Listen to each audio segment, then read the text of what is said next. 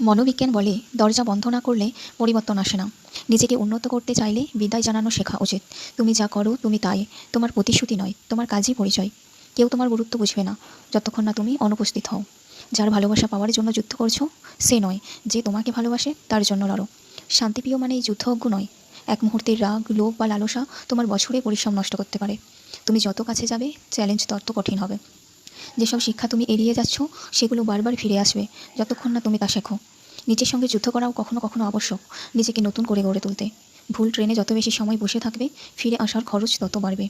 যারা সঠিক সময়ের জন্য বসে থাকে তারা কখনোই যাত্রা শুরু করতে পারে না। ভয় কখনো মৃত্যুকে থামাবে না, শুধু তোমার জীবনের অবশিষ্ট অংশ নষ্ট করবে। যে পরিবেশ তোমাকে অসুস্থ করেছে সেই পরিবেশে থেকেই তুমি সুস্থ হতে পারবে না। নিজের পূর্ণ সামর্থ্যকে এড়িয়ে চলাই সবচেয়ে বড় ক্ষতি। প্রকৃত সম্পদ মানে একদম স্বাস্থ্যসম্মত জীবন। তোমার প্রতি ছড়া প্রতিটি পাথর জমা একদিন নিজের প্রাসাদ গড়তে কাজে লাগবে। আবার শুরু করতে ভয় পেও না।